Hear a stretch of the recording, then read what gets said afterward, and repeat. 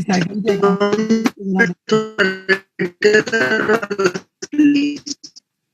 अब मैं आपको एक कॉन्सेप्ट ये समझाऊंगा कि सब कुछ की अकाउंटिंग एंट्री कैसे होगी।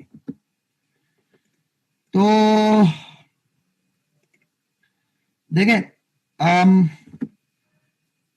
पहली बात तो ये है कि ये यहाँ पे पहली चीज क्या हो रही है, मैन्युफैक्चरर है, उसने गुड सेल किए कितने के, 1000 रुपए के, जिसपे उसने सेल्स टैक्स चार्ज किया 100 रुपए का। तो अगर मैं यहाँ पे बात करूं with respect to this manufacturer, ये मैन्युफैक्चरर क्या कहेगा, ये मैन्युफैक्चरर कहेगा कैश डेबिट। कितने से कैश डेबिट? 1100 से कैश डेबिट। ये मैन्युफैक्चरर कहेगा सेल्स क्रेडिट कितने से? 1000 से। और ये क्या कहेगा, ये कहेगा सेल्स टैक्स क्रेडिट 100 से। आप देखें आपको ये डबल एंट्री समझ में आती है। सेल उसने क्रेडिट करी 1000 से, सेल्स टैक्स उसने क्रेडिट करा 100 से, तो क्या करा? Cash debit, sales credit, sales tax credit.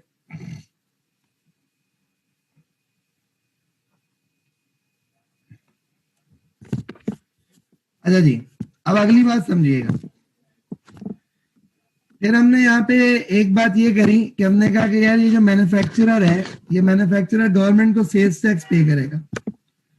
तो अगर ये गवर्नमेंट को सेल्स टैक्स पे करेगा तो आप क्या कहोगे? आप कहोगे सेल्स टैक्स डेबिट बाय 100 और कॉरेस्पॉन्डिंगली कैश क्रेडिट बाय 100। वो क्या है? वो है ये कि सेल्स टैक्स लायबिलिटी सेटल्ड। क्या हो गया? Sales tax liability settled. तो यहाँ पे क्या हो गया? सेल्स टैक्स लायबिलिटी सेटल गया। तो हमने इस मैन्युफैक्चरर की बुक्स में क्या करा? हमने इस मैन्युफैक्चरर की बुक्स में ये डबल एंट्री पास कर दी।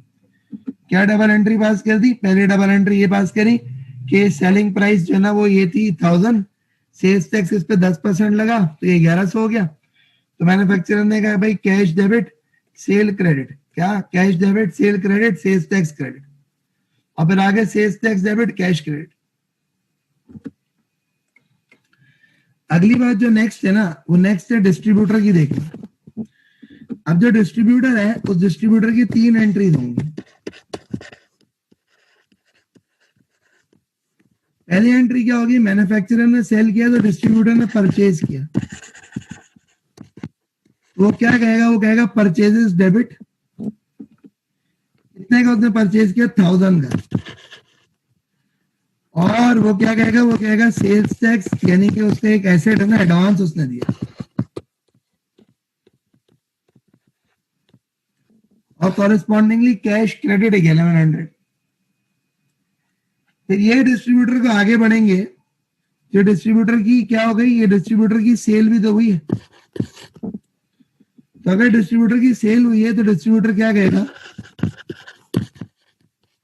कैश डेबिट कितने थे? 1320।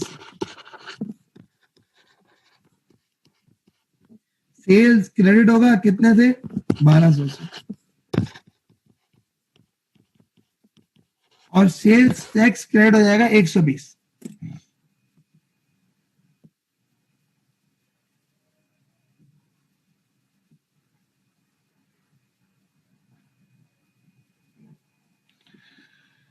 आखिरी जो ना डिस्ट्रीब्यूटर क्या करेगा? गवर्नमेंट को जब सेल्स टैक्स पे करेगा तो डिस्ट्रीब्यूटर कहेगा कि sales tax debit by 20, cash credit by 20। अब एक काम करें, आप मुझे बताएं कि क्या ये आपको डबल एंट्री समझ में आती है? जी भाई, क्या ये आपको डबल एंट्री समझ में आती है?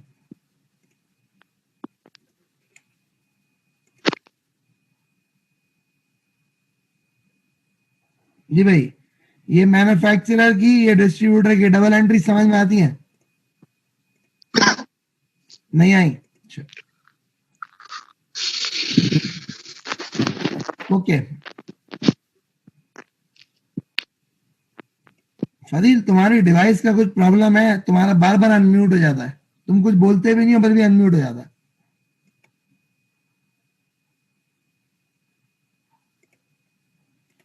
अच्छा बेटा, एक बात फिर वापस, मैन्युफैक्चरर ने सेल करी, तो सेल करी तो कितने की सेल करी? उसने सेल करी इतने की, 1000 रुपए की। उस पर उसने सेल्स टैक्स चार्ज किया 100 रुपए का।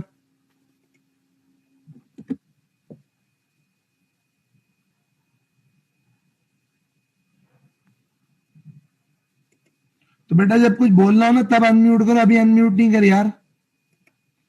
सही है। सेलिंग प्राइस है 1000 की, सेल्स टैक्स चार्ज किया 100 का, तो टोटल हो गया 1100। तो क्या करेगा वो? डबल एंट्री ये पास करेगा, कहेगा cash debit 1100, sales credit 1000, sales tax credit 100।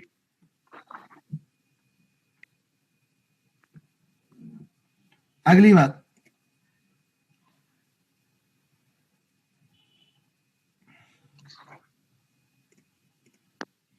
अगली बात यह है कि फिर जब वो गवर्नमेंट को सेल्स टैक्स पे करेगा तो वो डबल एंट्री पास करेगा। और वो क्या डबल एंट्री पास करेगा? वो कहेगा मेरे पास से 100 रुपए चले गए ना गवर्नमेंट को, तो कैश को क्रेडिट करेगा 100 से, सेल्स टैक्स को डेबिट करेगा 100 से, क्योंकि सेल्स टैक्स उसकी लाइबिलिटी थी, उसने उठाकर डेबिट कर दी, लाइबिलिटी कम हो गई। फिर ये जो डिस्ट्रीब्यूटर है जिसने माल खरीदा था किससे? मैन्युफैक्चरर से। डिस्ट्रीब्यूटर कहेगा ये जो मैंने ना, ये मेरी परचेजेस है। तो डिस्ट्रीब्यूटर कहेगा मेरी परचेजेस डेबिट बाय कितने? 1000।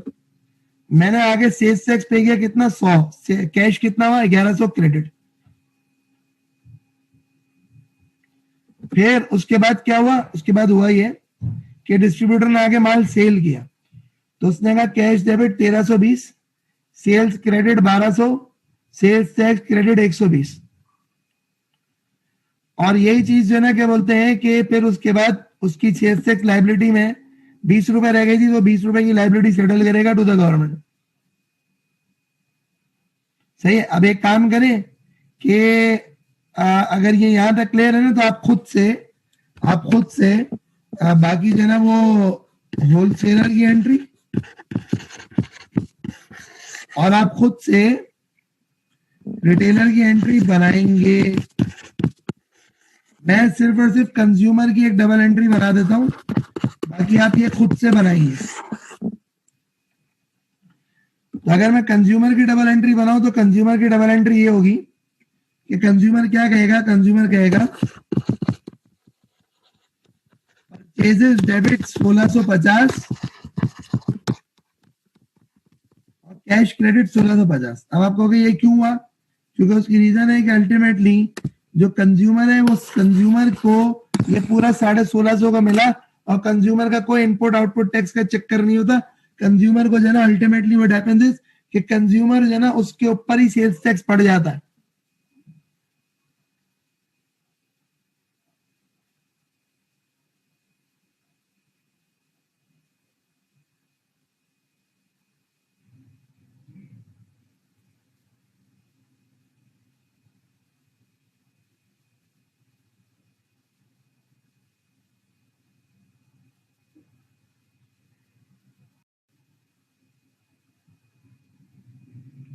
मैं वेट करता हूँ, कंज्यूमर का कोई आफ्टर टैक्स का चक्कर नहीं होता, कंज्यूमर के ऊपर ही है ना ये सारा कुछ सेल्स टैक्स पड़ जाता है। तो ये कंज्यूमर की होगी एंट्री, बाकी होलसेलर आप खुद बनाएंगे, रिटेलर आप खुद बनाएंगे।